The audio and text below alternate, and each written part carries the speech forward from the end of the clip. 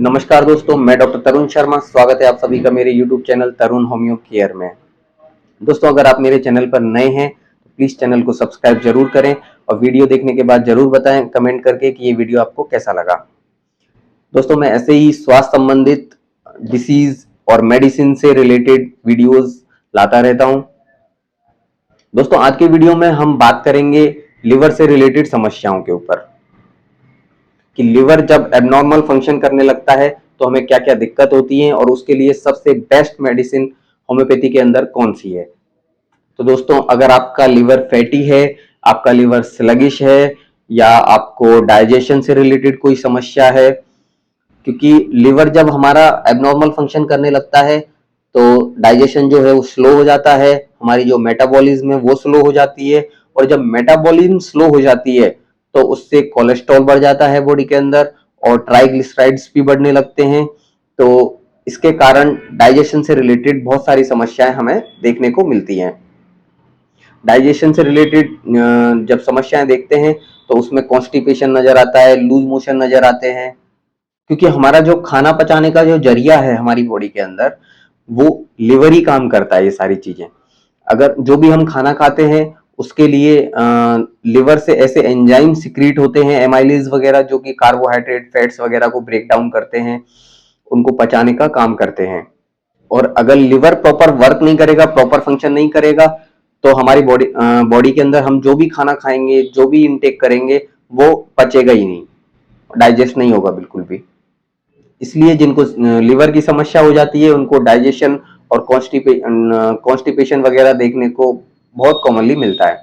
अगर हमारा liver fatty हो गया है या फिर स्लगिश हो गया है तो यहाँ पे राइट साइड में, चेस्ट के जस्ट नीचे राइट साइड में, यहाँ पे हमें एब्डोमेन पेन देखने को मिलता है। और थोड़ा और नीचे अगर दर्द हो रहा है तो यहाँ पे हमारा गॉल ब्लैडर होता है। गॉल ब्लैडर में भी कई बार कोलेस्ट्रॉल बढ़ने के कारण स्टोन्स हो जाती हैं, उनमें भी ये जो अभी होम्योपैथिक मेडिसिन मैं आपको बताऊंगा वो बहुत अच्छा वर्क करती है।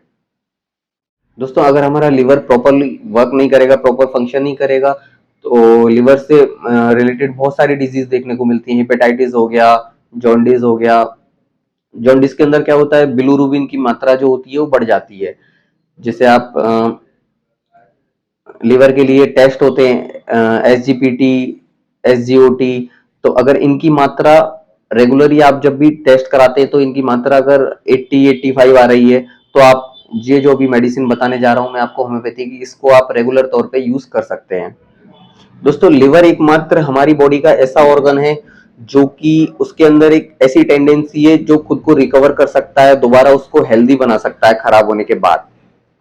अगर हम बहुत सारी चीजों का परहेज करते हैं, ऑयली चीजें हो गई, स्पाइसी हो गई, अगर आप अल्कोहल लेते हैं तो अल्कोहल अगर आपने छोड़ दिया, तो अगर लिवर को हम वक्त दे रहे हैं रिकवर होने के लिए वापस, तो लिवर हमारा वापस हेल्दी हो सकता है। अगर हम ये होम्योपैथिक मेडिसिन का यूज उस टाइम पे कर रहे हैं और ये सारी चीजें छोड़ दे रहे हैं तो हमारा हेल्दी लिवर वापस दोबारा हो सकता है।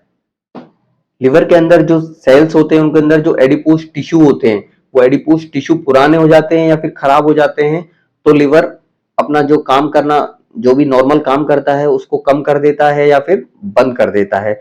तो अगर हम ये चीजें छोड़ते हैं, हम बहुत सारी प्रिकॉशंस यूज करते हैं, अल्कोहल छोड़ दिया, ऑयली खाना छोड़ दिया, स्पाइसी खाना छोड़ दिया, तो हमारा जो लिवर है वो नए सेल्स प्रोड्यूस करता है और दोबारा से हेल्दी हो जाता है।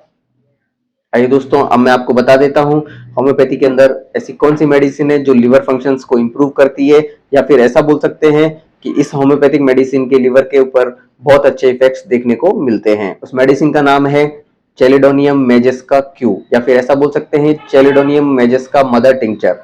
अब मैं आपको बता देता हूँ इस मेडिसिन को आपको यूज कैसे करना है, इसका उपयोग कैसे करना है। तो आप आधा कप गुनगुना पानी लीजिए, उसमें इस मेडिसिन के 10 से 15 ड्रॉप आप डालिए और इसी तरीके से उसको सुबह और शाम दोनों टाइम ले लीजिए। अगर आप इस मेडिसिन का उपयोग लगभग 30 दिन तक करते हैं तो आपको बहुत आराम देखने को मिलेगा। और अगर आपको आराम लग रहा है तो इस मेडिसिन का उपयोग आप 3 से 4 महीने भी कर सकते हैं, इसके कोई भी साइड इफेक्ट्स नहीं है। Thank you.